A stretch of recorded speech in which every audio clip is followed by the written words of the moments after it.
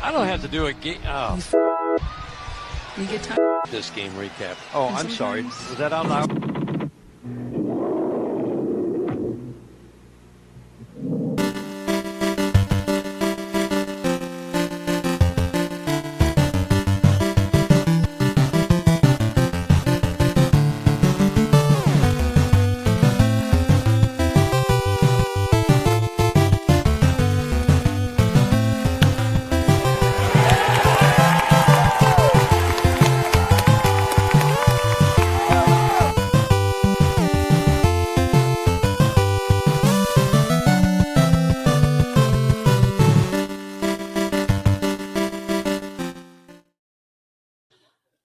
Offensive explosion. Welcome to another episode of Tiger Medical Report podcast here. TigersMLReport.com. I'm Rahel Gusile alongside Miss Chris Brown. Brandon Day should be along with us shortly as Bo Brisky is about to enter the game, which makes me extremely nervous as the Tigers are up now 10-5 here as the eighth inning. The bullpen is a hodgepodge mix of arms as the injuries have completely affected the back end of the bullpen. And that's not an excuse. That's just facts.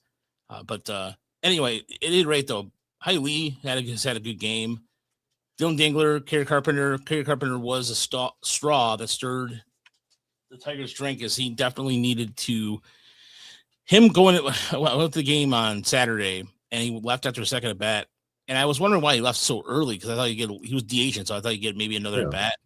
Maybe it was a cheaper flight out of Chicago quicker enough. But either way, it helped. It has helped the Tigers immensely right now as they're looking to erase a 6-22 record in the month of May.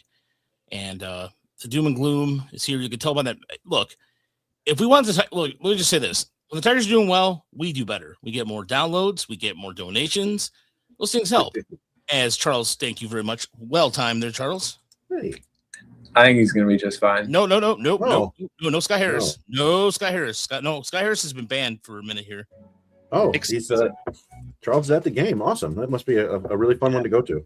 Yeah, it's awesome. Yeah, we had another podcast or another guy who knows James Chipman from the old days. We're back, Jed. Yes, we are back at the moment. As of course June Cameron later walks. Look, Bo Brisky is a prop. Like that's the same Bo Brisky from 3 years ago. Go ahead, Chris. Yeah, I mean, this is the exact sort of game that they needed. Everybody needed it, with the exception of the bullpen managing to make no lead feel safe. None. The number of times you've played out the scenario of like, well, Finnegan is just going to walk the bases loaded here for Caminero to hit a grand slam to go ahead. And unfortunately, Dingler and Lee and Green just keep hitting. But yeah, Bo Brisky. I mean, he didn't look great when he was in Toledo, and they brought him up because they don't. We've discussed this a bunch. Like that, they're running out of options, and they got rid of Seabold, and so now you've got guys you can bring up and down like Vanasco, but they aren't very good. So, if Brisky could somehow find the late 2024 magic, that would be great. But we've seen that a lot of the guys who had the magic that year just kind of it went away. Like Hanafi, Gunther, it's just kind of gone. Yeah, Ryan Valeri decided to, hey, I'm doing something that I didn't do in Detroit. That's cool. Yeah, I mean he's having a really good year for them. That is kind of annoying, but he is he's like a really good dude. So I'm not going to complain too much. No, he's a good dude. No, it's really wrong. He's all that good stuff. Yeah, no, fantastic guy. Just wish you would have done that here. Well, he came through a little bit for the Tigers, right? It was just like, no, he didn't. He had one home run for the Tigers. Yeah, I think he had a home run one of the first games he was called up after he got to Toledo, I believe. Let's take a gander. Speaking of Toledo, by the way, we actually this was the first time in a long time that. I wanted to give a shout out to the new PR person down there. I forgot the gentleman's name, and I'm really, really bad with that. I'm really sorry. But I did meet the on-field host, Hannah Russo, who went to school with Edwin Espinal. No kidding. UCF? Yeah, UCF. UCF. And we got, like, I was listening to the game. I was listening to the Lakeland game, watching the Toledo game, and she goes, "Are you watching the Lakeland game?" I was like, "Yes." It was just kind of and not that many people. The observation. She said, "Oh, blah blah blah blah." Not blah blah blah blah. But she was just talking about like, oh, she went to UCF and she was talking about her experience, which was really cool. And then she was watching UCF play Milwaukee, and I didn't realize that Wisconsin, because the University of Wisconsin disbanded the team in 1991. And we're just surprised to see Milwaukee actually have a baseball team, because I think they're the only college in Wisconsin that have college baseball, I believe. Well, I mean, there are like D2 and D3 schools, because Jordan Zimmerman was like Wisconsin Whitewater or something. I'm sorry, like in terms of D1 schools. I mean, yeah. I mean, you would think, we've talked before about, and we talked with Max Clark about it, right? Like about the amount of good baseball players that are coming out of Wisconsin these days. You would think that Wisconsin would have a baseball program, but especially, now the Big Ten is, well, UCLA did not do the Big Ten any favors, but the Big Ten is, it's a nationwide conference now. You get some baseball street prestige in there. So I don't know. Yeah. And Auburn got punched in the mouth by Milwaukee. Yeah. I mean, there's been some, Little Rock won their bracket. Like there's been some, the college baseball tournament and World Series is always really, really fun. Lots of great stories and underdogs, and you eventually get two really good teams at the end. The way the Tigers have been playing, you might want to pay attention to some of the sophomores in this year's College World Series. But yeah. Speaking of Espinal, by the way, I meant to say that we have a scouting report, him and Zach McDonald, over our Tigers, our Patreon. So if you're a paid member, you got those reports this morning. More stuff on the way. What was that? Oh, where you laughing? Oh, no, I just like half the McDonald family paid to get that scouting report. I'm like, hey, good on them.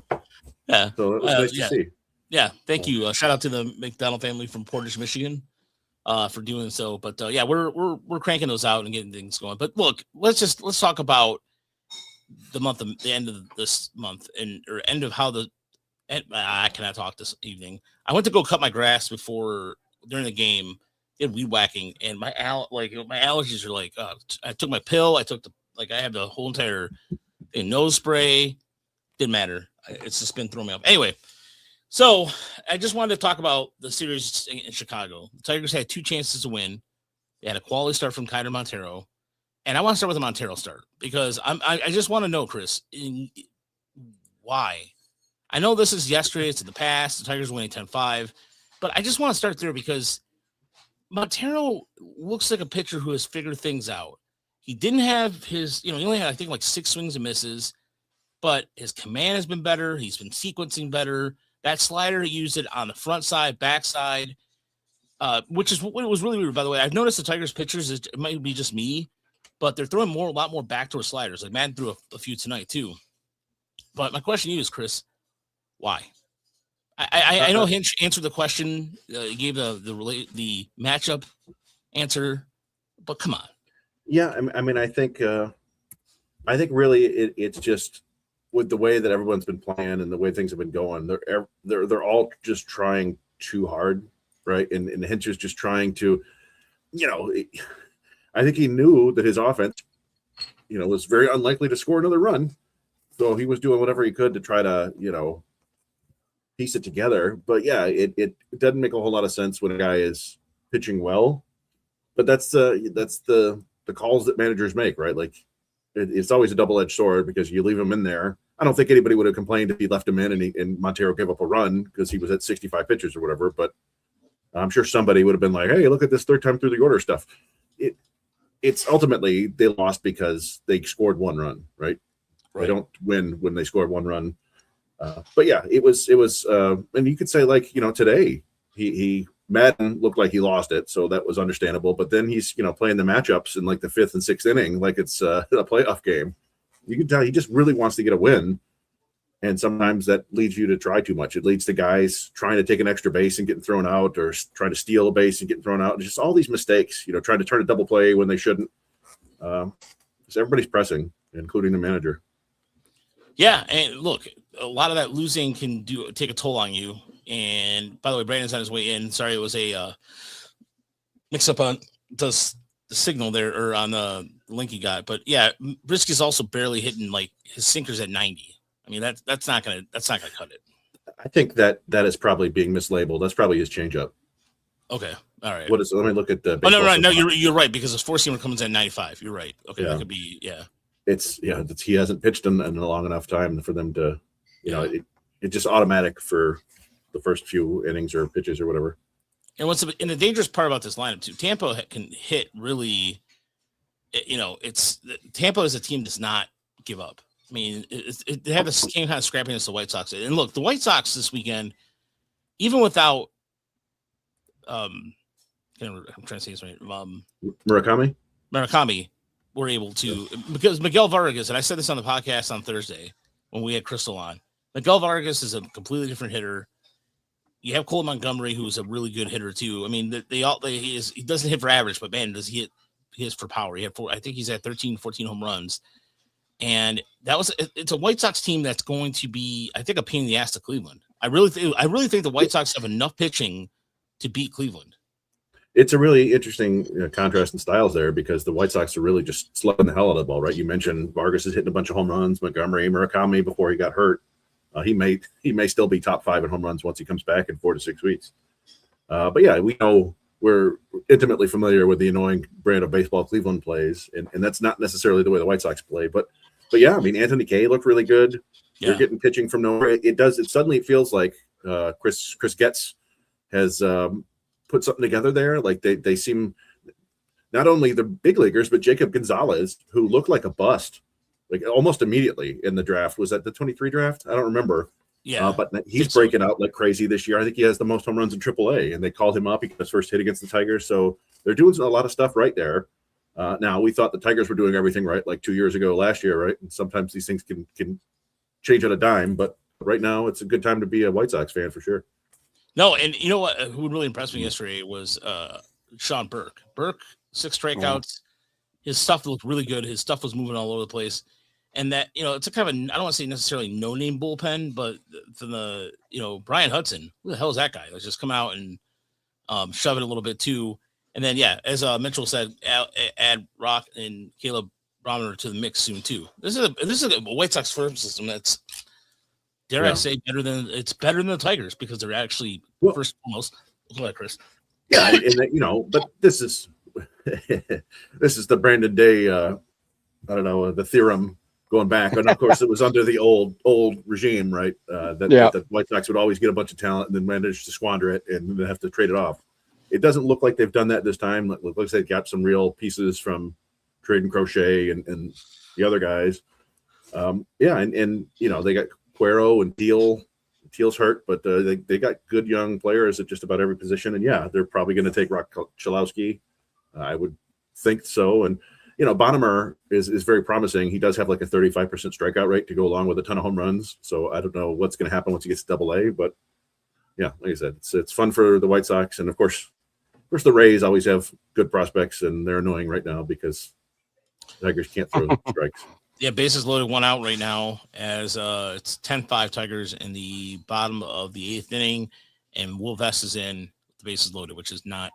It was a bad result earlier in the week against the Angels and the whole thing. And so one of the things I wanted to get your commentary about was, so over the week, the Jim Costa story about him making fun of, kind of giving Winfield Perez the business because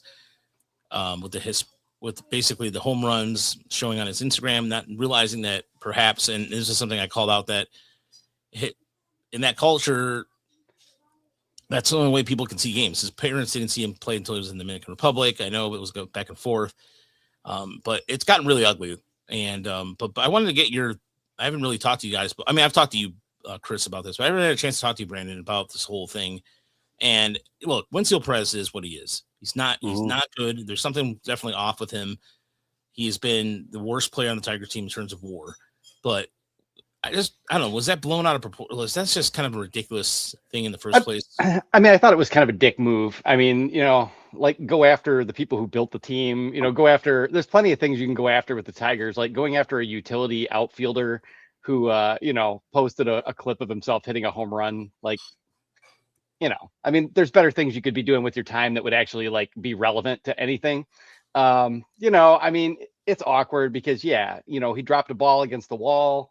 Hurt him really bad that night after the home run. But, when you're grinding as a major league player, and we know Wenzel Perez has been a pretty solid hitter for 2 years running, really struggling this year. Maybe he saw to himself, okay, here's my opportunity. They really need me, put too much pressure on himself. I don't know. But for whatever reason, it hasn't gone well. And, players have to fire themselves up. They can't go home at night like, oh, I sucked at this. I sucked at that. It just doesn't work that way. Players have to play the game day to day, and they need to get their, they need to kind of take something from when they do something well. I assume not Will Vest, but Bo Brisky basically loaded the bases and they blew it, right? Yeah, it was Vest allowed a double. Now it's 10-7. Bouncer that Keith couldn't.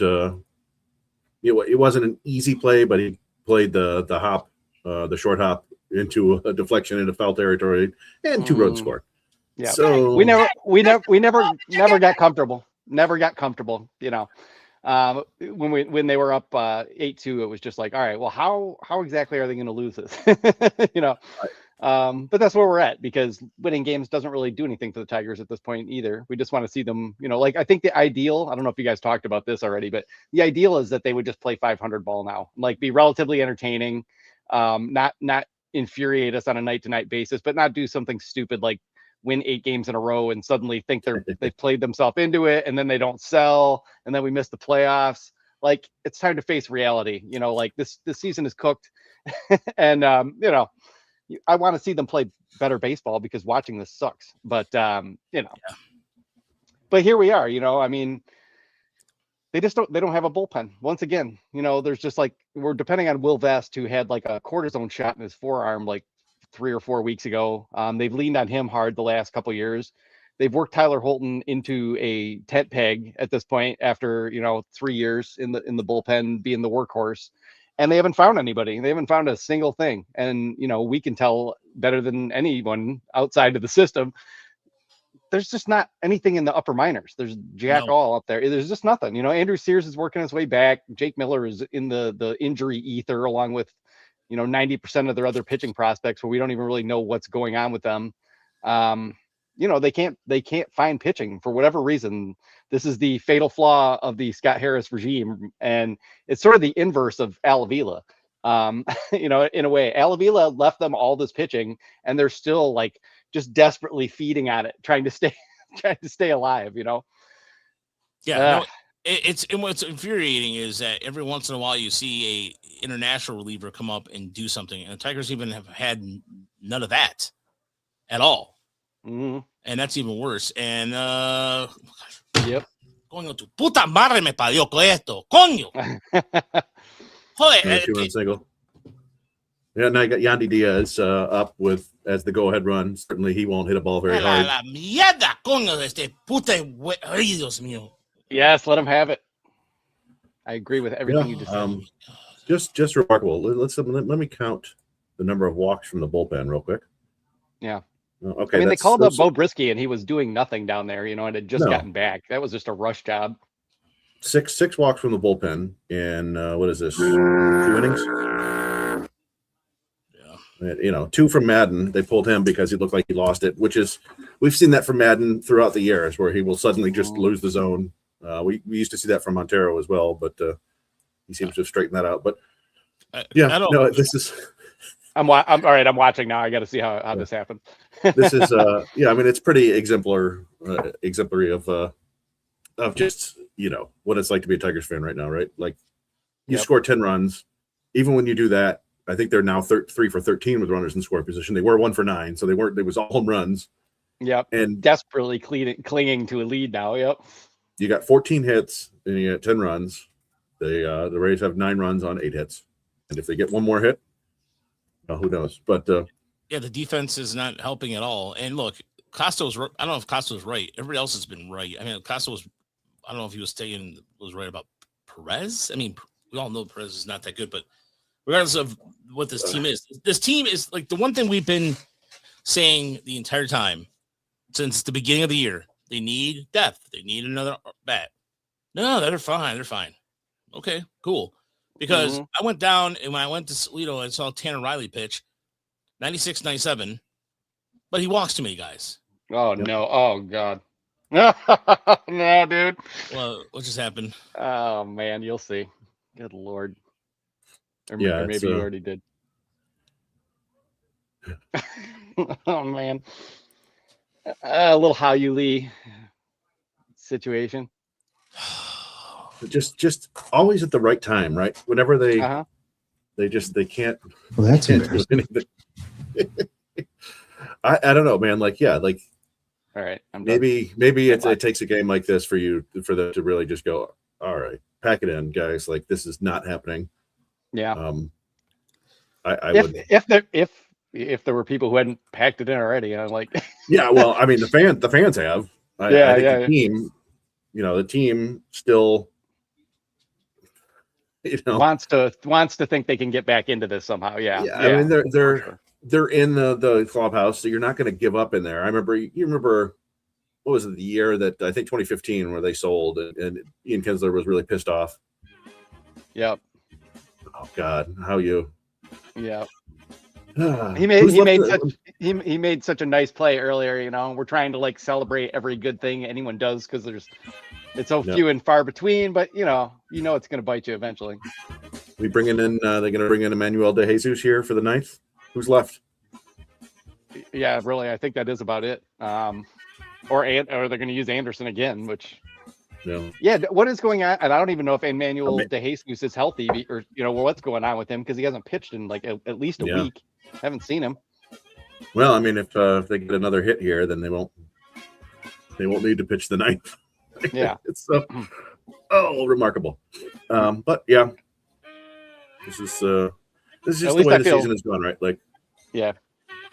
At least I feel safe. Like, okay, we're not gonna they're not just gonna flip a switch and the curse is lifted and all of a sudden they're gonna play good for a while. I mean, it's funny, the calendar flips and suddenly just power galore. Riley Green hits his first home run, hit none in May, and just like I'll do it immediately. Yeah. But yeah, I mean, you still have like Keith and Torkelson still look really rough. Dingler is had an awesome game. McGonigal did his usual thing. Yeah. All right, Dingler. so. If we want to be happy, Dylan Dingler is maybe turning into the best catcher in baseball. Probably the best catcher the Tigers have had homegrown since Lance Parrish. Oh yeah. I think pretty comfortably. Yeah, without Alex Avila had a nice little run for a year or two until he got punched in the face too many times by foul balls. But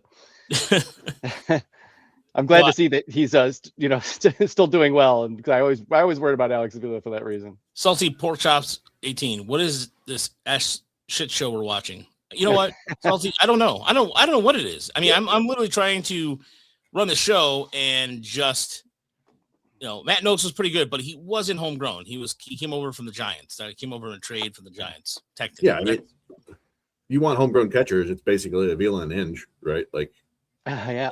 Even Hinge is kind of somewhat of a stretch, though. I mean, Dusty Ryan. Dusty Ryan. I mean, trying to think. Grayson Griner was the James McCann. James McCann, right. He did make an all-star team outside of Detroit. Yeah. And he occasionally could hit. Oh, I know you're talking Salty. I know you're talking about the Tigers. I know we're watching the same thing, and we're just kind of we're Salty. We're with you, man. I'm just distracting myself by watching this crap show while trying to do the show. So did they just lose their final challenge? That's a good question. You know what? Kevin asked this question. What was the last time the Tigers hit or last team hit 5 home runs and lost? Ooh, that is a good question. Take a check. I could check real quick. I was looking at the Tigers had 5 home run game twice last year, but Liam Hicks also technically came from the Rangers. Yeah, not homegrown. No, not homegrown. And not nearly anywhere near Dingler's defense. Obviously, they should have kept him. I think we all recognize this fact. I think most of us thought at the time it was a little bit weird. You just traded for the dude. You traded Carson Kelly, who you should have kept. Yeah. And now we have Carson Kelly, and you could have traded Jake Rogers, and maybe you could have gotten Liam Hicks then. I don't know. Anyway, I'm not mad about it. It's all good.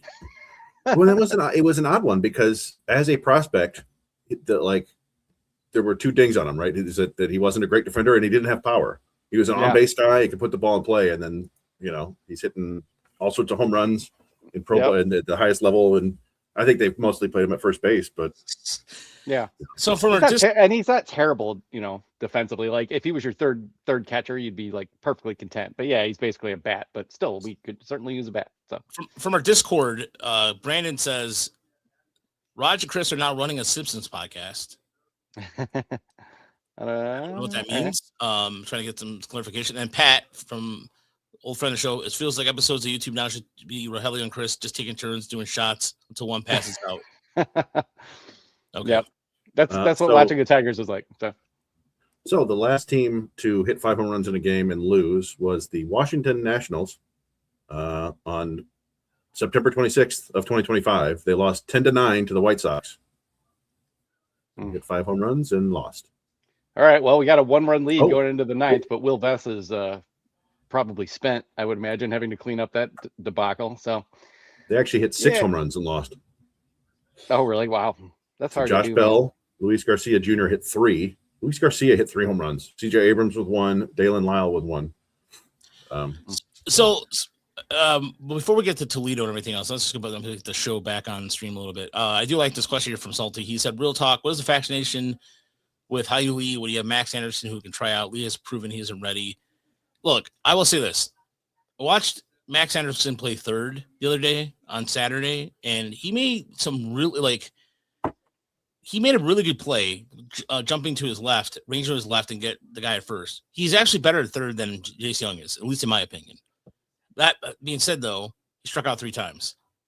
I think his aggressiveness at the big league level will carry over a little bit. Him and Hao Lee are almost the same in that way because Anderson doesn't walk that much. As far as hitting for velocity and all that stuff, there's where the problem is. You look at some of his baseball savant. Salty, look, there's nothing wrong with I think that's a good idea. It's just the problem is that what I worry about is that if he comes up here and gets overwhelmed, he might start to have a good 2-week stretch, but then when teams start figuring out that they could he's going to swing at everything. If he showed a little more patience at the plate, for sure. The only guy I think that I saw, Ben Malgeri had a home run. I think Malgeri, out of all the guys I saw, I have been watching a lot of Toledo and Clark's a little bit of time. Give Malgeri a shot. I honestly don't think giving Ben Malgeri is not a bad idea either. Yeah, I mean, you could try it. I mean, I think I don't know if you guys would agree, but I still think Hao Lee has a brighter future than Max Anderson does. I mean, Hao Lee just turned 23. He's a much more athletic player. Obviously he boned to play there, but defensively he's got the chops. Like if they could, and the just the basic tools, if they can clean him up a little bit further, and he has some patience. Obviously he has similar swing flaws as well. You're not really gonna get anywhere by trading or by flipping Max Anderson for Hao Lee. Gleyber Torres is probably gonna be back a couple days. Maybe this is all a moot point anyway. But for Max Anderson, you'd like to see him get real hot. That's all it is. I mean, Hao Lee didn't really get that opportunity. They were just like, good Lord, we need an infielder. But and he's been here for over a month now as a result. But that was mostly supposed to be like your first look at the big leagues, and then we send you back down as soon as someone is healthy, in my estimation. He wasn't really ready either. And yeah, I mean, if you want to try Max Anderson, that's fine. But my expectations are pretty low for Max. It's good to hear that he's playing a little better defensively. He's obviously known that he needs to work on that. It's just tricky because you'd like to put Max Anderson at first base and hope that he hits, but he's too short. He just doesn't sort of fit there. So yeah, I mean, they're both just kind of awkward fit, role player types. They're not. Neither one of them is going to come up and save you or help you. Not that that's really even the point anymore, because I don't think they can be saved, and I don't really want them to be saved fundamentally. I want them almost to tank. So at this point, I just don't see any turnaround there. So they might as well. What I would like to see the Tigers do is just go back to playing the kids, being creative, not locking people into roles. Tell Kenley Jansen, sorry, you're not. When he comes back, you're not the closer. We're just going to use you in whatever role makes the most sense. We're going to go back to doing things the way we did.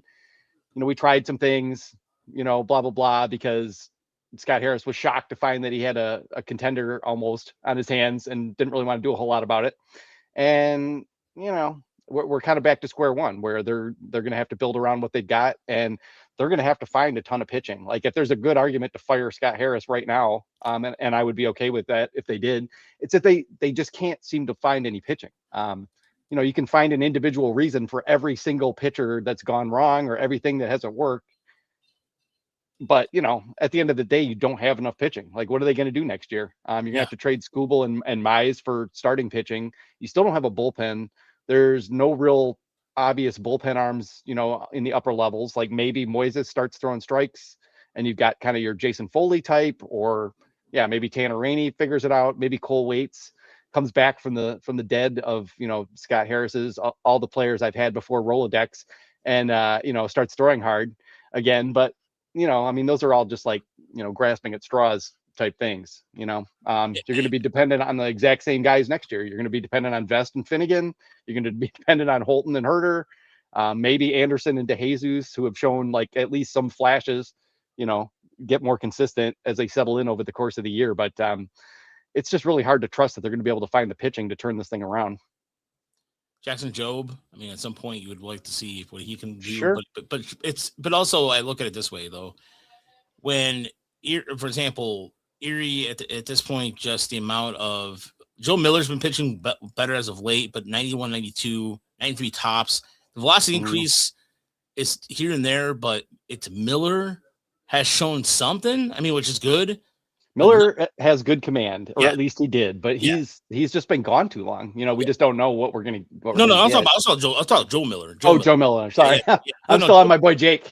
No, Joe Miller has been pitching very well for Erie. He's been the almost consistent, the only arm. Yeah. We, again, as you said earlier, Jake Miller's somewhere in the injury ether of we haven't seen him pitch in the backfield, nothing. Yeah. But as far as West Michigan goes and Lakeland, look, I think the future is there. And what I mean by that is like, Ali Tanner, there's a couple arms there.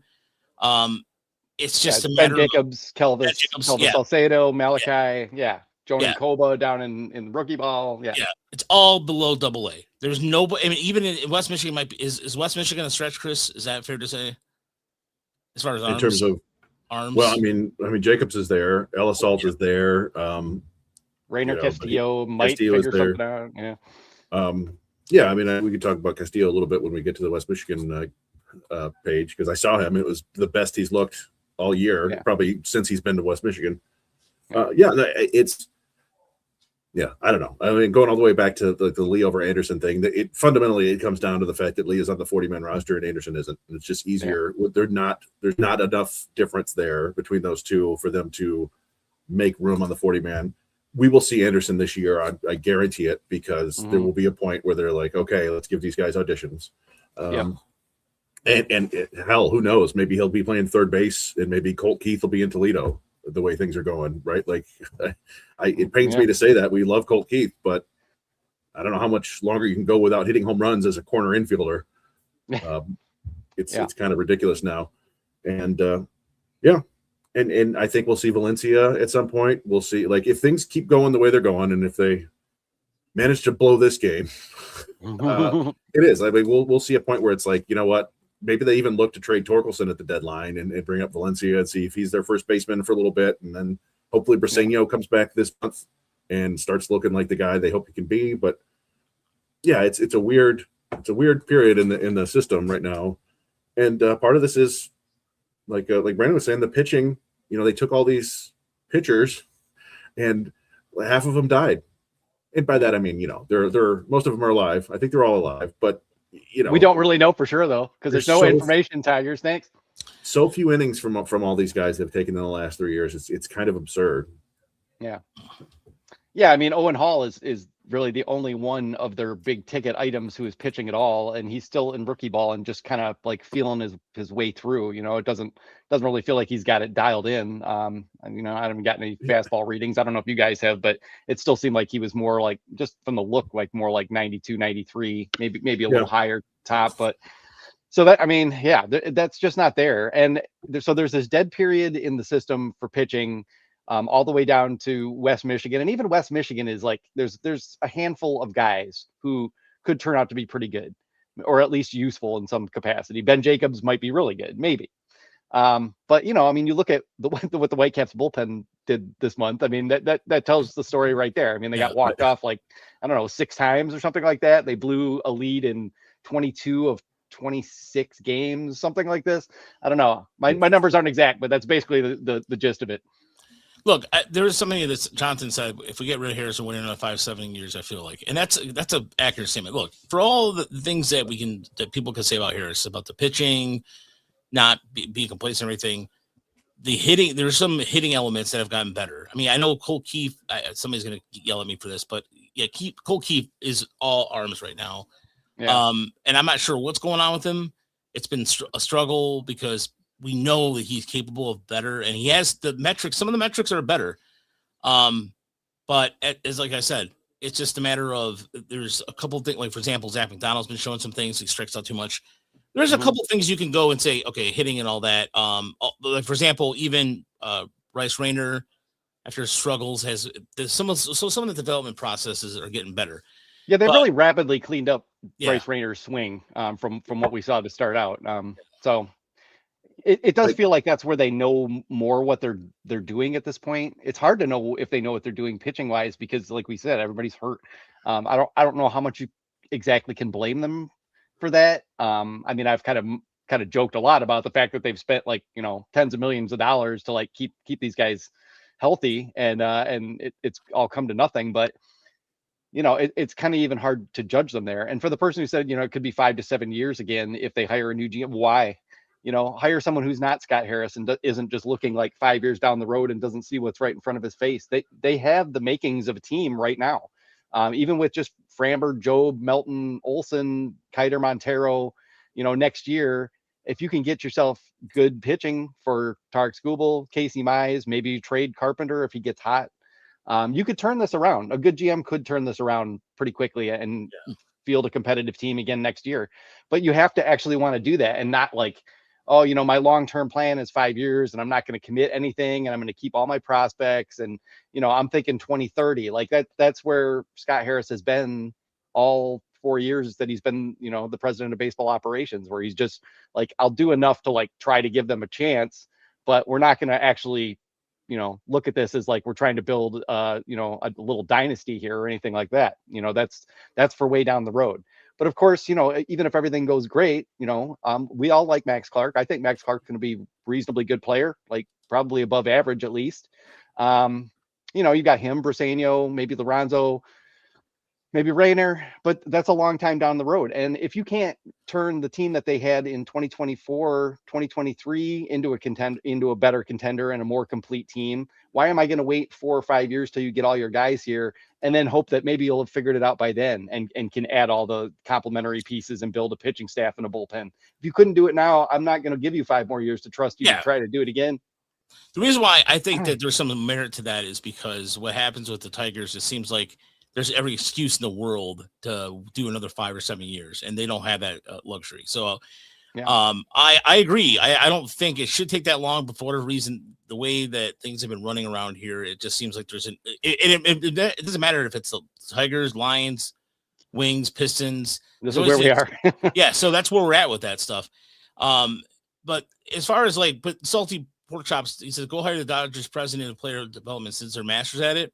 They also have mucho dinero. They have a lot of money they can spend and have the resources to do it. And the Tigers have a top 10 payroll, but it's just a matter of the guy who's controlling it right now at this point. So, and I mean, I think we can give Chris Ilitch at least the credit that he's invested heavily in the farm system as well. Yes. Like they've bought all the bells and whistles. They did all that stuff. They modernized staff. Yeah. They've added staff to each level. I mean, they have had all that they wanted down there.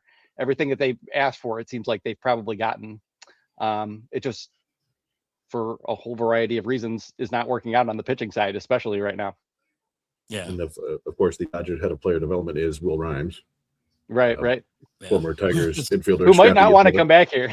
Yeah, I don't think he enjoyed his time here. I really don't think. No, I think Will Rhymes like took everything he saw in the Tigers development system, such as it even was, and went like, all right, these guys are all morons. I've got to figure this out myself, and became, and taught himself to do it. But and look, I know Scott Harris is almost certainly not getting fired. Neither is AJ Hinch. I can't imagine, like, not for 1 month of atrocious baseball, like, because it's not gonna.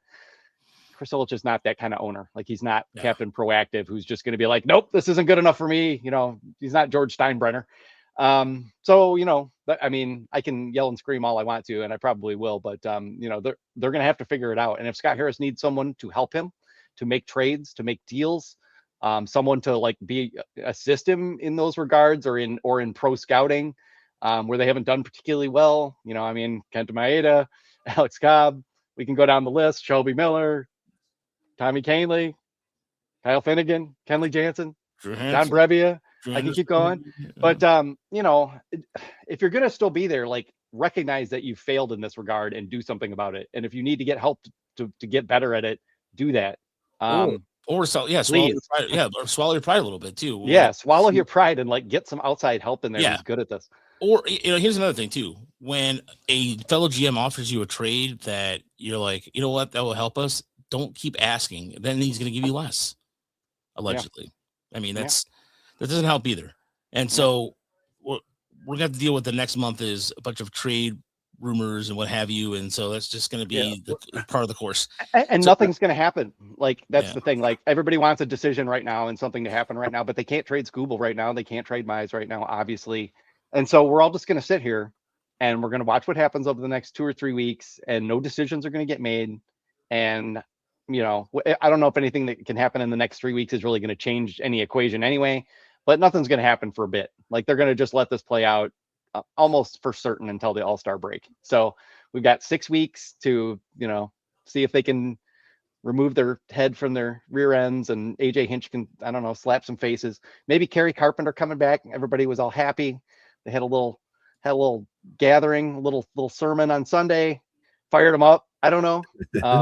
But I do know that every really bad bat that you get out of this lineup, this lineup gets 10% better. So adding Kerry Carpenter, adding Gleyber Torres, subtracting a couple other guys, they're probably going to play better. I won't be surprised to see the Tigers play roughly 500 ball for the next 6 to 8 weeks. And that would be just fine. It wouldn't get them out of the basement much. So we'll still be in the draft lottery, but we also won't have to watch abject misery every night. There'll be a watchable baseball team again. Yeah. Come on, Will Vest. We need this win, King. Yeah, 1 out. Ryan Belade at the plate. Yeah. Old friend of the pod. We've seen this movie a bunch in the last couple of weeks. They're going to get to 2 outs, and then it's going to be a home run. Not to be pessimistic. I hope that Will Vest does get the job done, but or a walk and then then a home run. Then a home run. Like that. Yeah, this is So I saw somebody on Twitter talking about Scott Harris's reign of terror, and I thought maybe that was a bit much. When you make the playoffs, might be a bit much. Make the playoffs twice, and you've made arguably the best Tigers draft pick in the last 25 years. Since Verlander was number 2, but since Granderson, right? Granderson was a second or third rounder. That ended up being a great pick.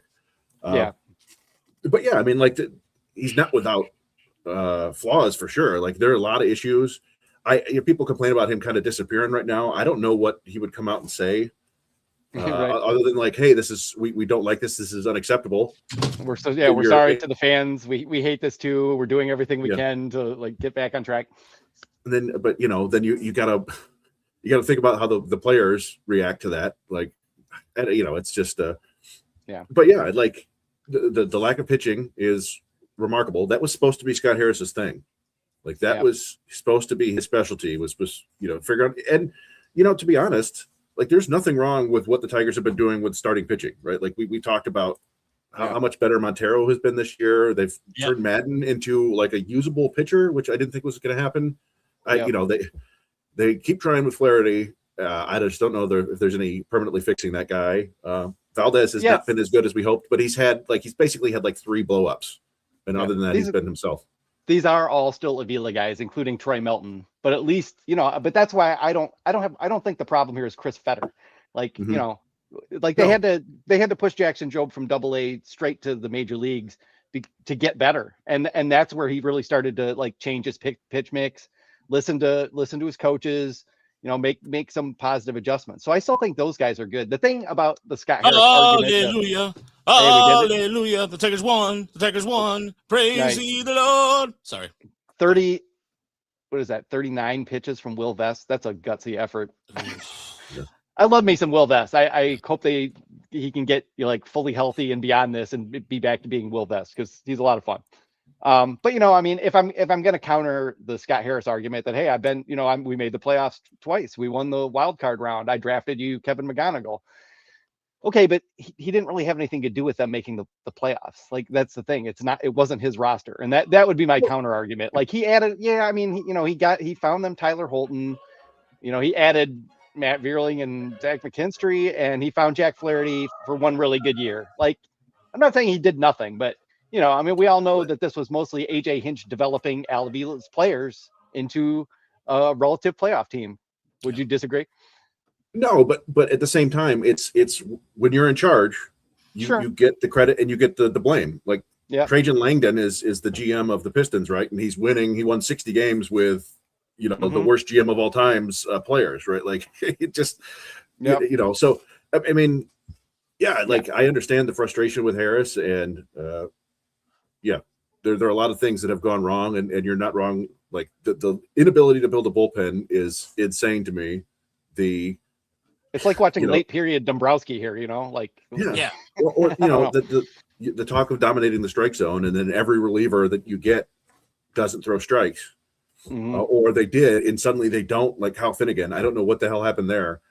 I mean, like, there's clearly processes that are broken in this organization right now, and I don't know. I just think as a GM, you get one chance to try to kind of overcome that. He doesn't seem like the type who's going to tear it down to the studs and rebuild. So I think they're going to stick with a bunch of these guys that now, if it goes bad and they trade Skubal and Mize, I think that's kind of something wise to do. But other than that, like, I don't think they're just going to be like, all right, well, let's see what we can get for Riley Green. Right. So. Right. Stone, he said that I bet Connor, our system was turning on before Harris got here. There's no revisit. Like, during the Avila era, the system got better because they drafted high. That's it. And even then, Chase Young isn't it, or for that matter, they still made some big mistakes. Yeah, they still made mistakes regardless during that draft. Like, there's a complete draft class. There's 3 or 4 draft classes in the last 10 years that the Tigers have literally nothing from. Nothing, period. Yeah. So 2017, they got Will Vest, right? Yeah, yeah. But at the same time, Bo Brisky, like in the 30-something godforsaken round, Jason Foley, undrafted free agent, traded Daniel Norris. Traded Daniel Norris for Reese Olson. Like, those are really good moves. Like, value for value, like where those picks were. I mean, he did pretty well. He did pretty well on the pitching side. I got to give him that. It just took way, way too long, and we had those first 2 or 3 years where the drafts were pretty bad. The 1-1 picks were not very good, even if those drafts just weren't the drafts that had the obvious guy who was going to become a huge stud. I mean, we can, I don't want to revise history either, but I do think Al Avila got better as they went along, and the fact that they were scouting, indie ball in wherever, and pulling guys out of their hat. Wilmer Flores, kind of being another one that just didn't work out because of injuries. They did that, and the Tigers haven't really done anything like that stuff under Scott Harris. I mean, you can't expect Eric Silva or Joseph Montalvo or Tyler Owens or Chase Lee to turn into monster relievers, but at the same time, Al Avila probably would have got one of those guys to be a solid, consistent reliever, based on his track record. They would have found somebody with that. But, again, I know I'm just spitting in the wind here because, they're not going to fire Scott Harris. I understand this, but I'm going to continue to make the case probably all summer that they should really be thinking about either firing him or putting some real pressure on him to make some changes and address some obvious systemic issues with pitching, all the way through the system at every turn. Because next year we're going to be dependent on Framber Valdez and Al Avila's arms still, and it is going to be 2027.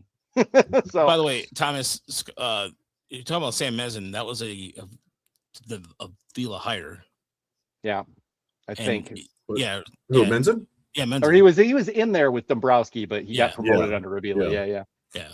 Yeah, and Sartori and those guys. Yeah, I like, just to kind of wrap this up. You can't. everybody makes mistakes in the draft, right? Like it's nobody is perfect and just crushes the draft every time. And one thing I want to point out here at the bottom of this transactions thing, it kind of slipped through the cracks that we missed until Josh pointed out that Andrew Dunford and Brady Shokonik were released by the Tigers. Yeah, I was going to ask you about that. Yeah. So, I mean, Brady barely played because he was injured half the time, correct? Yeah, both of them were injured a ton. They both have signed elsewhere. I think Dunford's with the Astros and Shokonik's with the Nationals now. But if you ever hear, the argument again that the Tigers, save money on Clark, and that's how they got McGonigal, just remember that they spent $470,000 on Andrew Dunford and Brady Shokonik and got like 8 games out of them.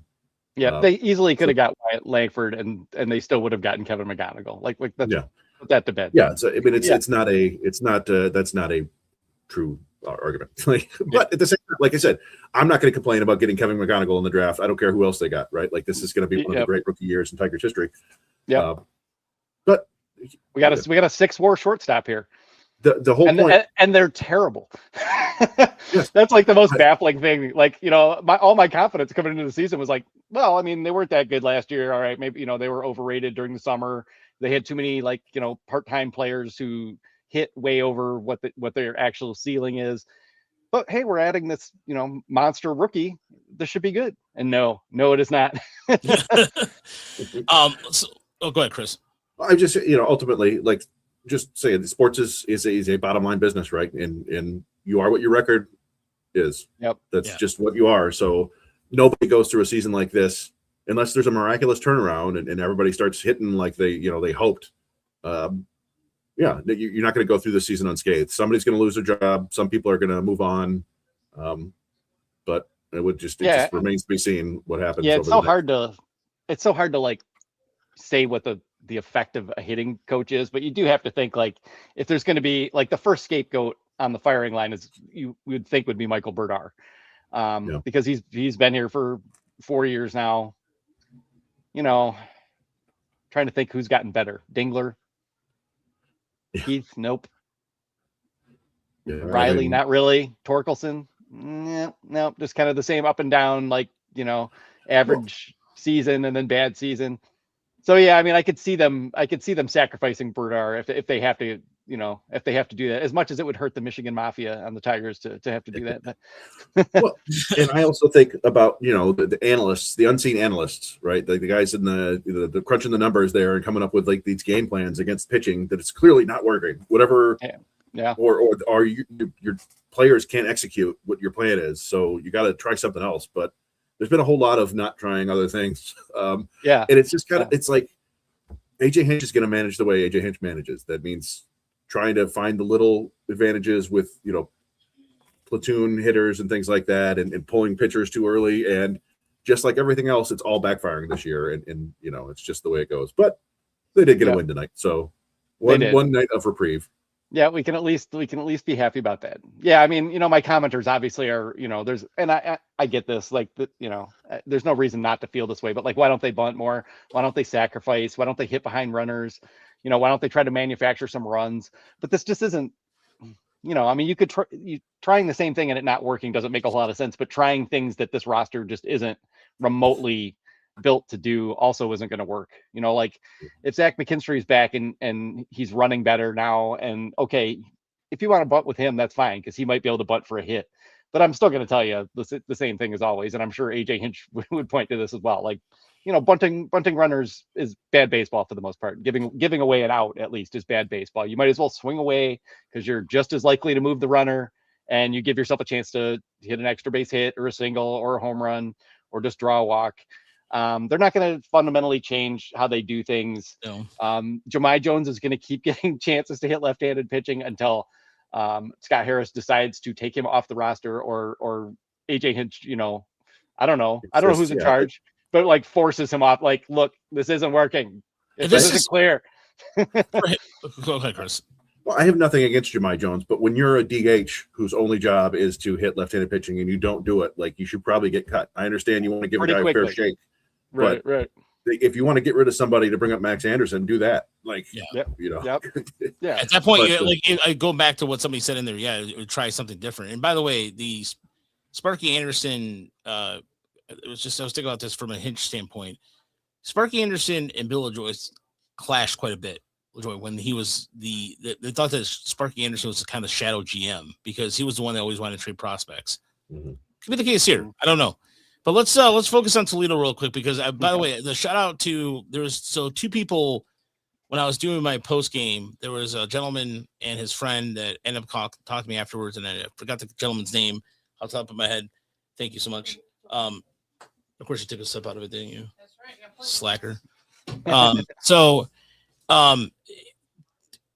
As far as like by the way, I'm just gonna say this. I'm gonna turn off the chat for a second so I can actually focus because people are ripping on Cole Keith left and right. I think Cole Keith's hurt.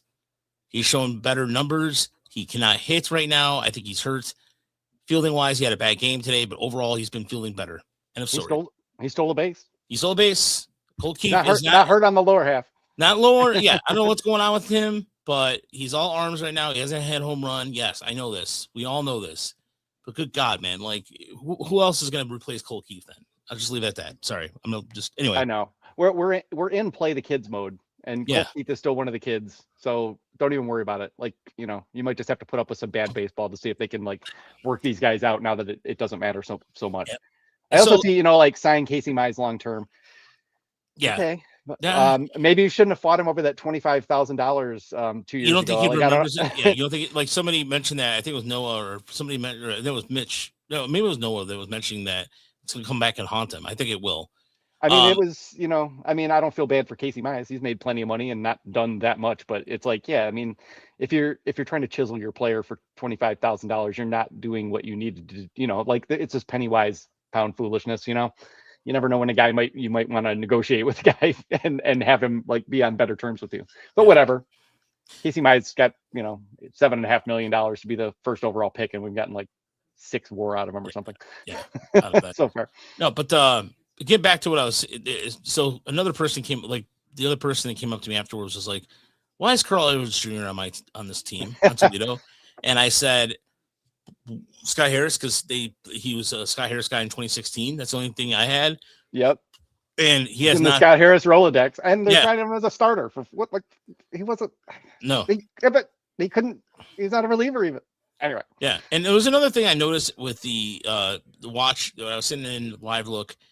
Every Columbus pitcher was 95, 98. The Tigers only had one guy that was doing that. So Gibson Long was sitting at 92, 93 the entire. Gibson Long. His stuff, similar to Madden, could play up here in the sense of like missing bats, but the velocity is a concern. Go, same thing. Go has pitched. He's come down to earth a little bit, but again, the velocity, you just need a little bit more in order to get to the next level, and they just don't have that. Valencia has fallen back to earth, but watching Clark and Anderson both strike out 3 times in one game live, that was. I don't know. That was to me the most shocking part of the night. And the same night, Chris was at West Michigan, where he saw a different type of collapse. It was a thing of beauty. Yeah. No, I think. No, go ahead. I was just say we might see Sawyer Gibson Long tomorrow, given what happened with the bullpen today. Yeah. I don't know who they have to pitch tomorrow, right? Like you've got Anderson and possibly DeJesus, and so. Who knows? Yeah. Maybe they'll send Madden down and bring Gibson Long up. Yeah, you might be right because there really isn't anything else that they can do without a 40-man move. Vanasco can't come back, so not unless somebody's hurt. Yeah.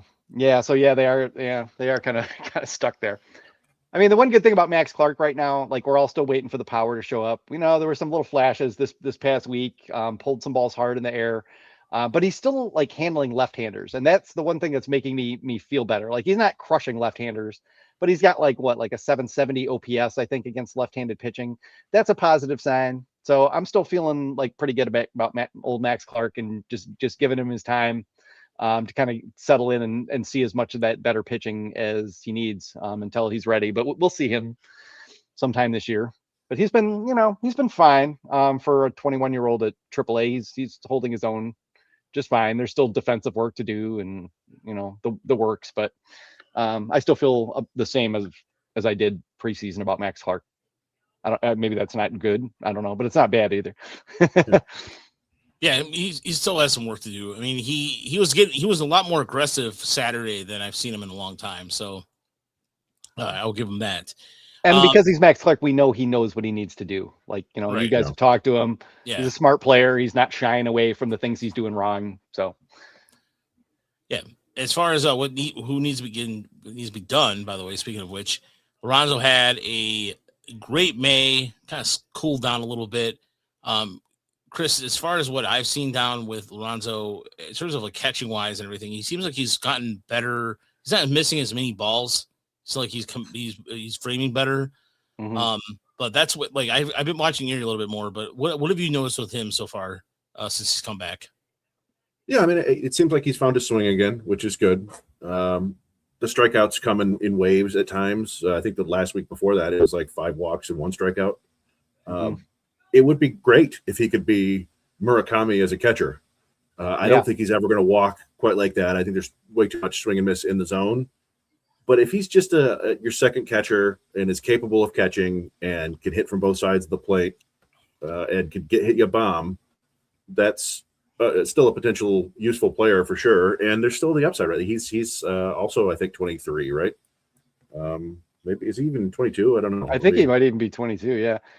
Yeah, he turns 23 in July. So. Oh yeah. Okay. Yeah. Yeah. It's you know, there's still, he's never going to have great hands. There's still too many like, whoops, little things falling off his hand. But the arm is a real weapon, and he's gotten significantly more. You know, people seen that. He looks like Winsel Perez now in terms of like his size. He's so much skinnier and more athletic. Yeah, so he's more agile, moving better behind the plate. Still not like a great blocker either, but he has gotten better at it. And anytime somebody loses weight like that, I don't know, it tells you that like, hey, they're serious about this, and you know, they're going to try to get better, which is good because we know last year was kind of a lost year and on and off the field. So I don't know. I'm still encouraged by him. You'd hope that he could have like a couple monster months and maybe move up to Toledo at the end of the year, but I think he's still pretty much on track. The only thing is he's already in the 40 man, so who knows? Yeah, that's the problem, is that crunch, and that's why. Yeah, I mean, the Tigers themselves might have had to consider trading him. You know, if we had needed something at the deadline and we're in it, because he just is going to run out of time. I mean, Dylan Dingler had till he was 26 to become a really good catcher and figure out how to hit. Lorenzo kind of has to figure it out by the time he's 24 at the latest. And if he could get to be even an average defensive catcher, then you kind of have like, you know, maybe a borderline top 100 guy again, because I mean that catching value is pretty important. The other nice thing about him too, I think, is that he's been hitting for power from both sides of the plate. You know, as a right-handed hitter, he's actually like been smashing the baseball quite a bit. We're used to him, you know, kind of swinging and missing a ton and hitting some nukes, swinging left-handed, and he's still kind of that way. But yeah, I mean, it looks pretty viable from both sides. Just sort of like, you know, low tier Alex Avila, maybe more than Murakami. Yeah, that's I just keep thinking, like, just give me like Alex Avila without quite as good defense, and I would be so thrilled with that. But that's probably as good as it could possibly get, and it's probably not going to get that good. Yeah, I mean, like I was the other day, I was like, maybe he should just be a full-time right-handed hitting catcher. Yeah. I mean, obviously, you know, that takes away a lot of the value, but I just look at, so he's got 5 home runs and 35 at bats against right-handed pitching. So 686 slugging there. So yeah, his eyes light up when he sees a lefty, but that probably wouldn't work the same, but against righties. But yeah, I don't know. I've been relatively pleased with Lorenzo this year, so that's a nice story there. Yeah. So, as far as Callahan goes, I know the numbers don't exactly appeal, but still, the number I like though is 5 walks to 5 strikeouts. I mean, that's a guy who's still trying to, along with Pacheco. Although I think Pacheco, I'll admit it, has shown better progress than I thought he was going to. He's adjusting better to Double-A. At the end of May, already kind of figured things out a little bit. You want to see him walk a little bit more, but nevertheless, Pacheco for his age is starting to. I think he's shown some glimpses of what he could be. So at least he's handling Double-A better than early on. But as far as the rest of it goes for. Yeah, it did seem like Pacheco might get there and just get absolutely like just mauled, you know, like just have no chance. Yeah, it hasn't been that bad. He's still striking out a ton, but you know. But he's not. It doesn't look as overmatched as I thought it was going to happen. So, so let's move on to West Michigan, who's off. I mean, Thanks. So who's DG and G? Dan Hasty and Jesse Goldberg Stressler. Of course, Jesse's always a great time to talk, fun to talk to. Great guy. Yes. Him and Adam. And Dan had me on for 2 innings, the third and the fourth. Maybe Nice. like they were super fast. It was like I got up there and it was like boom, boom, boom, out, out, out. I'm like, what's going on? But yeah, it was thanks to Dan for having me on. It's always fun to go on the air and pretend like you know what you're doing. But he did mention that the Bryce Rayner told him that he basically did not swing a bat for 8 months. So if you know the idea of his swing being a little bit wonky, I think that makes sense, right? I think even for all of us, we've been walking all our lives. If we didn't get a chance to walk for 8 months, we might look a little different when we do start walking again. So I mean, you should see me walk in the morning when I get out of bed now. 'Cause I'm over 50. Yeah. There's that few seconds of like the feet are numb for a second. Yeah, you're like a gazelle. You're like a gazelle, like just like unsteady baby colt. Yeah. But yeah, it was a fun game. The Whitecaps got out to a big lead. I got to see Rayner absolutely murder a ball, and he was pimping it because it should have been a home run. It was 113 miles an hour off the bat and 430 feet. But Lancey, he hit it to the farthest point at the very top of the wall. And it didn't matter, you know, the guy on first didn't score anyway, so he couldn't go farther than second. But yeah, that was nice to see. And yeah, and like I said, Rayner Castillo was the best he's looked. He touched 96 a couple times. His fastball was still like 92, 94. Had some good sliders. Got a strikeout with a changeup. It was really impressive. Sort of what we've hoped there, but you know, any progress there is nice to see. And Woody had like anything, you just need to see the progress, like you know, continue. Obviously, you know, and like start to string it together where it looks that good multiple times in a row. Yeah. The Hayden was coming back. He hit the ball hard, and then the most interesting thing is just the way the difference in process between the A's system and the Tiger system. Castillo threw 67 pitches in 4 innings, and they yanked him. He was done. The starter for Oakland got beat up pretty early. I think he gave up 6 runs or 5 runs in the first 2 innings. He was struggling, couldn't throw strikes, and they kept him in. They left him in until the 7th inning. He settled down and got through 6 in 85 pitches. But they were like, yeah, let's have these guys throw some pitches and learn how to get out of this. I can't remember who pitched though. Was he a legit prospect or was he an older guy? I don't know his age. He's a Taiwanese guy, and his girlfriend was in town, and so they thought that he was gonna try to really show out. But apparently he hates the mound in Lansing. He doesn't like it. He doesn't like the way it feels, and he pitches much better on the road. But he was like 91, 92, but he did have a really high spin breaking ball. It was like 2,900 RPM consistently. And yeah, I mean, it looked like he knew how to pitch, but yeah, not like a stud or anything like that. But that's interesting though, because we have talked about like how careful the Tigers are with like not letting anyone stretch out, not letting them have a long inning. We kind of have the anecdotal stuff about like Hinch and Feder not being real happy with the way they were doing things on the farm in terms of like not challenging certain relievers in tough situations. Yeah, I don't know. You have to kind of wonder what's going on there pitching development wise overall with Mr. Rebus being gone and didn't have to hire anybody. Yeah, I mean, who's in charge? It's the same. They're carrying on the Rebus philosophy apparently then, because they didn't hire any. I thought they would hire somebody to maybe fill the void, and that's still if you're still having the same kind of problems, maybe change it up. But they still seem to be doing the same things, right? Like it's short outings. We don't want to extend these guys. It is still early-ish in the minor league season, but about now is when you'd expect guys to start getting extended. But yeah, I don't know. Maybe is Shane Farrell just kind of like doing that job himself, like just kind of overseeing the development? I don't know. It could be, like that method. We first saw that with the Dodgers, having these guys pitch very few innings and stuff like that. And it came over here, and the Dodgers method is getting as many good arms as possible and just running them into the ground, like not even running them into the ground, just like stacking up so many that when they inevitably get hurt, you just have more. I don't know if that's the Tigers' plan, but if it is, they haven't acquired any of those arms.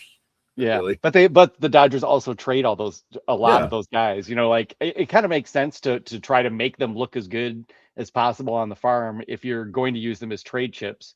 That's like the marketing style of pitcher development, as opposed to like we're gonna keep all these guys and try to turn them into like people that we intend to use for the long haul. Yeah. So we did get a question about how is Rayner looking at the defense look.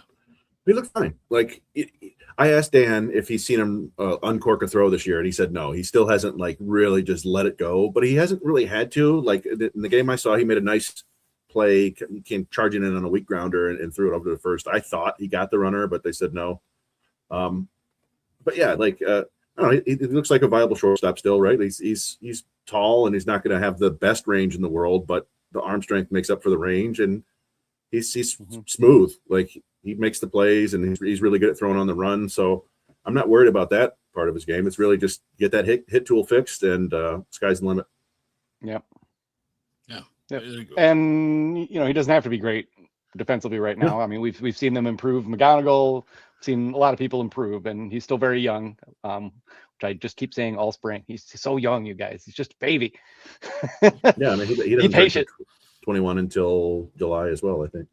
Yeah, and I think he probably has like 80 games of pro ball, so yeah, and out of high school. So yeah, just kind of like let that play out, because it seems to be going in all the right directions. Like the swing looks better, like they've got him upright now, they've got his hands higher, he's not wrapping it like crazy, he doesn't have the like reverse pivot, like high left elbow thing going on. It looks much better. He's probably always going to strike out a fair amount, but if he's like Riley Green, but he's a good shortstop with a cannon, great. Yeah, I'm still player at least. Still excited about him. Yeah, it's just you got to, like, and you said he's got 76 career professional games, so yeah, probably fair to give him some more time. Yep.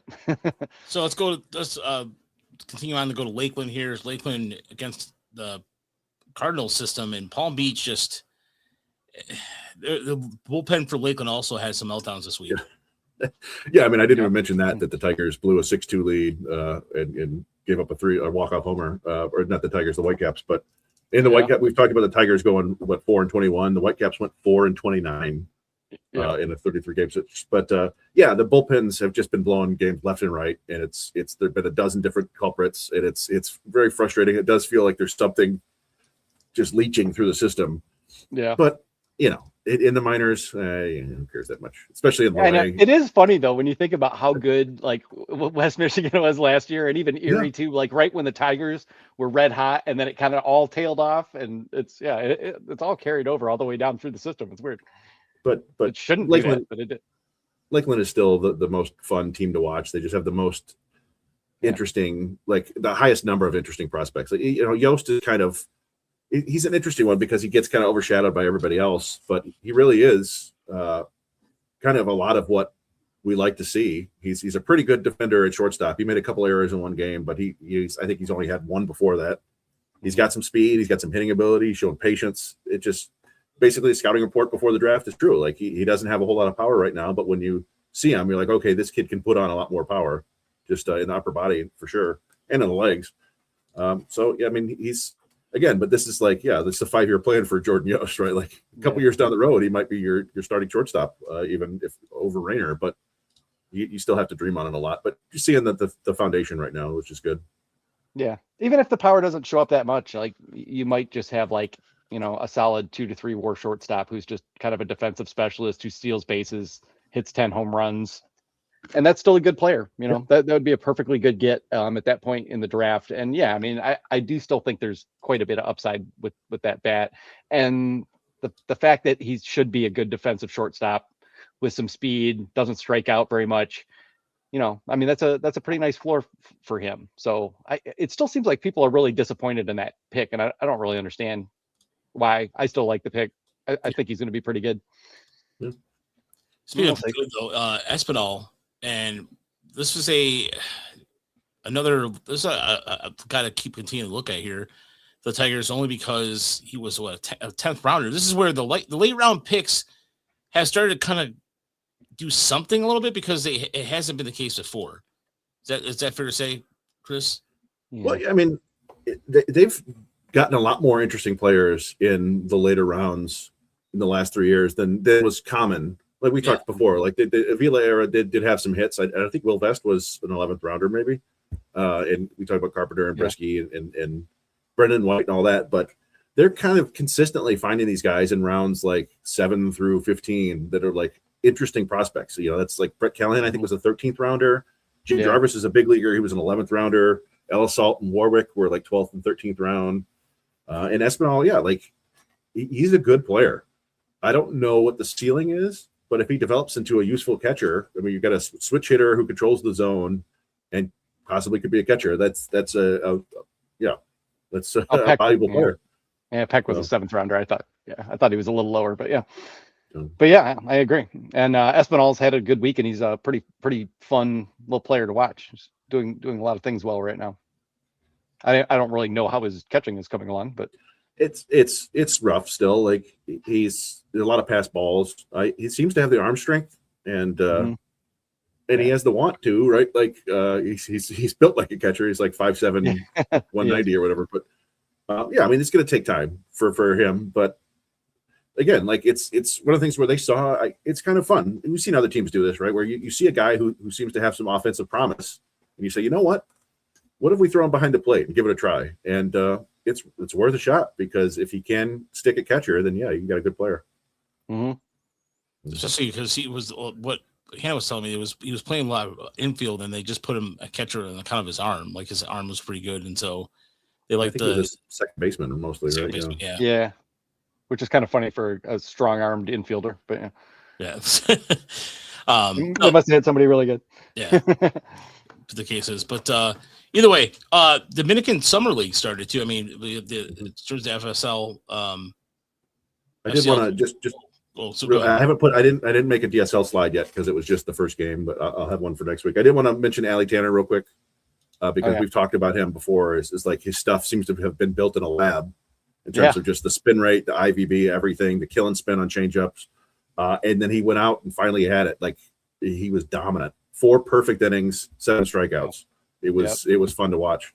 It was pretty dang electric, averaging like 94.5, topping 96.5. Yeah. I mean, he's 19.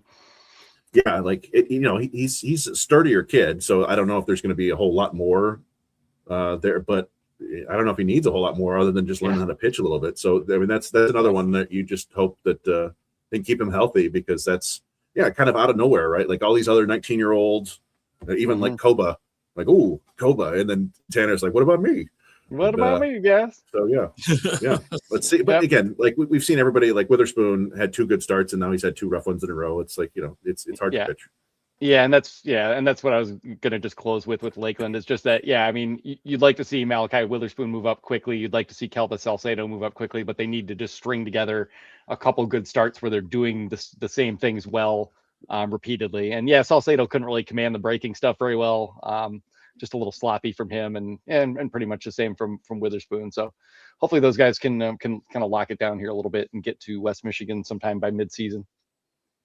Yeah. They need the help. I'm sorry, Whitecaps fans. I'm sorry for what you're going through.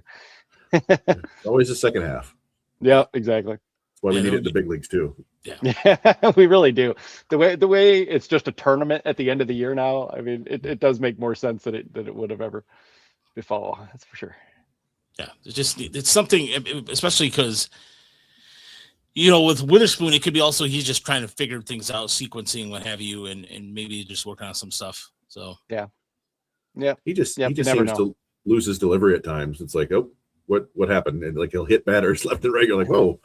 And he is one of those guys. I mean, he's such a long armor, like out the side. Like, I don't know. I know that's the part of why there's a lot of like relief risk, and that's what a lot of scouts have kind of thought about him. But that's it's just hard. The further you are away from your body, the harder to time things up are. The more you can stay compact and explode in one direction, typically the easier it is. And if you can do it smoothly, then everyone's like, oh my God, he's got starter traits. Here we go.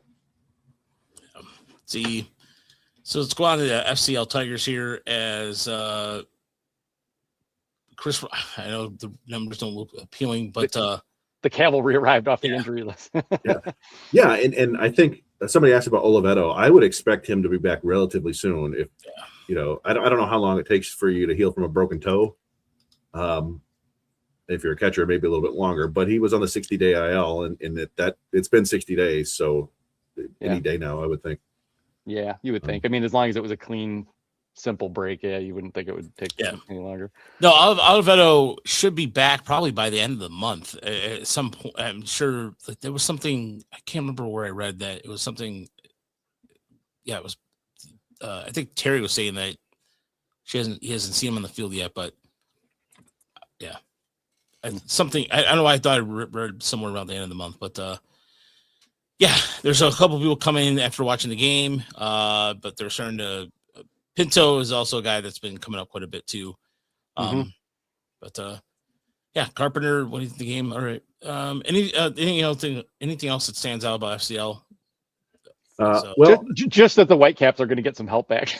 Like Jack Penny, Nolan McCarthy, Steven Hrustich show up. Okay, they need that help. And then like Koba didn't have like an incredible outing. It's still short, but pretty good result. So that one was strange to me because it was only 2 innings. He did not. It wasn't one of those ones where he throws like 30 pitches in an inning. At least as far as I could tell. No, he didn't look like he did. Yeah. So I mean, you just cross your fingers that he's not hurt. I'm hoping he's pitched I think 4 times and 3 of them have been against the Yankees. So maybe they're just like, all right, treat this like a bullpen and get you started against the Phillies or something like that, just to see different bats. But I don't know. Yeah. Hopefully we see him again.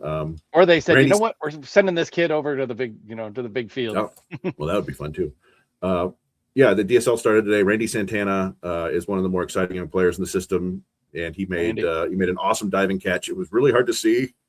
Yeah, I zoomed in like 1,000%. You still can't see it. And he hit a home run in one of the exhibitions the other day, an opposite field home run off the Braves. So the tools are already showing up with him, so that's fun. And he made that catch and fired it to first too, and got the double play. So he's got a cannon. He's fast. He's got huge raw power potential. Pretty fun prospect to watch. Yeah, can he hit? I don't know. And then and Roman Salgado was a guy that I don't think he was a particularly big signing, but a pretty awesome professional debut to hit a home run and a double in your first game. So I want to mention him. Yeah. Oscar Tenea with a little bit of discipline, although it's hard to tell unless you actually see it, because it may have been like, just stand there and take 4 balls. Yeah, who knows? The starter, Andres Ortiz, is kind of hilarious. He's like 6'6" and like 160 pounds. He's so tall and lanky, and he's like 92 right now with a changeup, and he's got like a low spin breaking ball. It's not there, but you can picture that guy putting on 45 pounds and throwing 98 one day. It's just a matter of giving him some time. Did thank you, we too. And Jonathan Rogers, he the Tigers got him back, right? Yeah, but he didn't pitch this week, as far as I saw. I don't think so. I didn't see him in the box. Speaking of Andrew Dunford, same kind of group of guys. It would have been probably better to keep Dunford, but who knows if it matters really either way. But Rogers, I don't know. I liked Rogers initially, just too many injuries apparently. Alan, I kind of combined the DSL 1 and DSL 2 here just because it was one game. Next week I'll make one slide for him and make it clearer. But also, I don't know, some of the teams have interesting guys, and half of them are on one team, half of the other. It doesn't really matter that much. Yeah, my mom was cussing out Brisky before he even threw one pitch. That's funny. I was just cussing because he clearly wasn't ready. If anybody saw him at Toledo last week, he was still pretty wild. But since they called him up, it was like he knew he was coming in there. I was like, oh god. By the way, thank you, we too, for the $5. We appreciate that. And I'm just I gotta find the. There's something about the way Arby's fries things holds up even worse than any other place's fried food. I think you're right. They really do not last. You need to get that when it's red hot, baby. No, you're right. Especially, here's the thing about the curly fries. If you get the curly fries at the bottom of the bag and they're not warm, it's like ugh, a really funky aftertaste. Yeah, they're it's Arby's. I mean, you know what you're getting yourself into. It's true. It's delicious gray roast beef. Yeah. By the way, though, I'm still a fan of for whatever reason, I love their French dip more than any other French. Me too. I have to say the French dip sandwich is like pretty strong for like a fast food sandwich. It's not bad at all. They have random interesting things. Like the Jamocha shake is like top tier, like random Oh, yeah. shake. Yeah, and I shouldn't eat these, but their mozzarella sticks are the best too because they bread them really thickly. Yeah. They also yeah, have. I don't want to talk about them because I shouldn't eat that crap. Yeah, me either. But look, I could. The ask for cheese sauce is a good idea. Also, you know what's also really good? Their Bronco berry sauce. That Bronco berry sauce for a while is. I mean, it's like chef's kiss. I mean, it's. I don't get it, man. Like I've been eating less fast food and obviously. Yeah, that's good. I've been trying to. Yeah, it's hard, but But sometimes every once in a while, I'll go in and just I'll grab a random, like I'll ask for Bronco berry sauce. Oh, you guys forgot some of the drive-thru. Just made an excuse, and then I'll just take it and use it for other things. Save it. Yeah, that's what I do. Like I go to Taco Bell maybe once a month, and I know the guy at late at night, and he will always give me like a giant pile of sauce that I will then use and ignore Taco Bell for quite a while. But every time I go into Taco Bell, it's like they have like 5 new items that are interesting, and by the next time you're there, they're gone. Yeah, and like, hey, you want? They have those like street tacos, like carnitas street tacos. Oh yeah, I know we're into the podcast because we're all hungry. But look, you got rid. You got rid of the double decker. First of all, F you. F you for doing that because double decker is the greatest thing ever. Well, they brought it back for the briefly when they were doing like the 80s and 90s stuff. Yeah, 7-layer burrito they got rid of. I like what Adam said here. Arby's I know it's so true. Yeah. But I feel like Taco Bell is going into that range where like, there's like dipping tacos. Oh, but not next time you go. Yeah. And then it's just like one way or the other. Arby's, Arby's Arby's started serving like pizza and breakfast at the same time. Like you just roll with it. Like, yeah, whatever. McDonald's had a pizza back in the day. Yeah. Yeah, that's right. Taco Bell used to have really good. Maybe they do. Does Taco Bell have breakfast again? Because they used to. When in the ~90s, I lived on like breakfast burritos at like 5 in the morning. I'm so jealous of you. We too said they finally have In-N-Out burgers in Tennessee, and man, I had an In-N-Out burger in Houston a couple years ago. It was really, really good. What were you saying? Yeah, that's where one of the places I hit up in Houston was an In-N-Out, just because I'd never been there. So yeah, it was tasty. It was like I don't know. To me, it was burger, like Culver's, but like half the price. Yeah. I wish they had brought back so like rallies. Is that like a comp at all? No.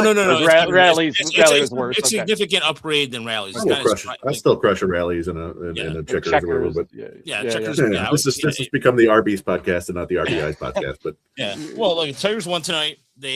People getting curly fries tomorrow, so I'm sure they're just preparing themselves for it. Local Tigers are in a great mood. Yeah. Although that, you know what though, Michael bringing in, that's a strong contender right there. Oh yeah, sandwich with the King's Hawaiian buns. Yeah, excellent choice. Their fish sandwich is really good. Like it's for those who watch ladies, man. I would just. Let me end that podcast with this note: Wendy's has gone completely downhill. I haven't been there in a while. Which has Wendy's? Wendy's is not the same anymore. It used to be. They did things too much. And Wendy's had those like spicy nuggets for a little while that were not bad, but that was the only thing on the menu I could potentially really stomach. So. I made a like a Frosty. Frosties are fine. I made a couple burgers last week with French onion mix and I put garlic. And we used it on the grill. I used a 90-10 ground beef mix. Oh yeah, phenomenal. Ash burger, yeah. Bring back the chips. What is she? Who is this person? Dusted with Arby's. I've never heard of those. Oh, yeah. This is like a bag of potato chips with. Yeah, there must be some strange Ohio crap that we've never heard of. I don't know if they're from Ohio. I've had the horsey sauce injection or something. Yeah, I've had the Better Made chips that were covered in chocolate. Those are. Really? Have you never tried those? No. They're pretty remarkable. I'm real picky about candy in general, and I like chocolate, but I just like it. I like it almost by itself for the most part. I don't like chocolate on things. Anyway, and maybe I need to live more. It's true. Yeah. If I see them. So we're finishing up our all reports. We should have our top ranking up this week, Chris. Yeah. Is that, Yeah. I don't know if you saw today that MLB Pipeline put Jesus Pinto on their top 30 because Hao Lee has apparently graduated. I didn't think he was had topped out in time yet, but apparently is. So we can boot him off the list. Oh, yeah. Well, I put him off. That's why I put him off my list because I felt like by the time we were going to be done, he was going to be prospect out, and so I thought I thought he was going to get sit down eventually, and I think he will when Glaber comes back. But there you go. So Hao Lee no longer a prospect. Yeah. Rookie of the year. Yep, I do hope we see him again and I hope it gets a little bit better at the plate because he's a lot of fun. When Howie Lee is fired up, the world is bright. Yeah. That his little bat flip today was pretty awesome. I don't know if you caught that. Yeah. Yep. And then when he came around in third and saw that they were calling it a home run, he was immediately like, ah. It should be, like I said, I think there's still stuff left for him in the tank. And so, last 30 seconds, by the way, we know all you love White Castle sliders, all three of you. I do. I do like. I White must Castle. admit, I every once in a while when I'm going by, I will just have to get like 6 of them and try to not go too crazy, but I will just crush those in like 5 minutes. I think he's implying because we're all heavy set men. Maybe you're not at all, Brandon. Brandon's in fine shape. Yeah. You and I, we could have some work, but So anyway. I do still have a little bit of a beer belly. You know what my thing is though. Like the thing I've been driving to get every once in a while is the Portillo's Italian beef sandwich down on M59 because that is the jam. I loved it when I lived in Chicago. We used to go there from Kalamazoo to get that thing, slather it with the hot peppers and the juice. Oh man, dude, good sandwich. So here's the thing: I will not go up M59 because I hate M59 with a passion of 1,000 suns. That M59 is one of the worst roads in Michigan. It doesn't matter what time. It doesn't matter what time of day it is. Like it's worse than Telegraph. And there's a Portillo's now in Sterling Winnie. Heights. Yeah. Actually, hold on, let me see if there's one down here. I honestly didn't know there were any in Michigan. Livonia. I'm sorry, it's in Livonia, Chris. So it's like not too far from you. So Stuart, I see your comment and you're speaking my fear into existence that they're gonna go on a crazy run here and not sell, and then we'll just miss the playoffs.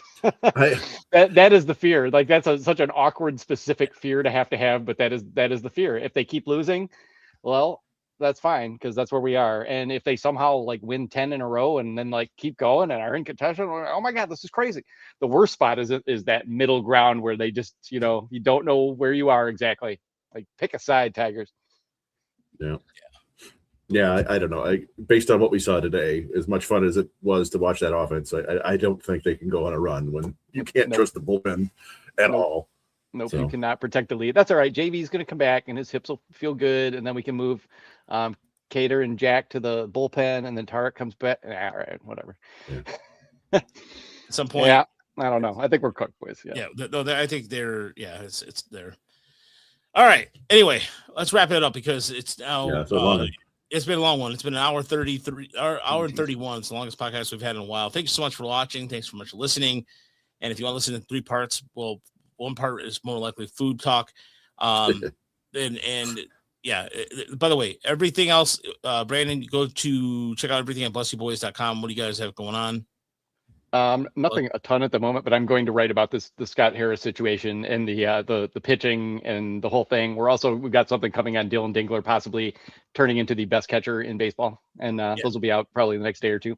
Yeah, I did an article last month about some of the exit velocity and some of the things he's already changing that we're going to give him more power. And I think I said he had 25 home runs this year. Back at the beginning, it was one of my bold predictions, and so. By the way, for the retraction purposes, I did say Riley Green was going to, or I did say Keith was going to hit a home run against the White Sox this weekend. Did not happen. I thought the Tigers would beat the White Sox this weekend. Didn't happen. I did too. Yeah. Draft speculation is coming around the corner. Our draft show will be up to at some point as well. Keep it classy, everybody. Have a good night.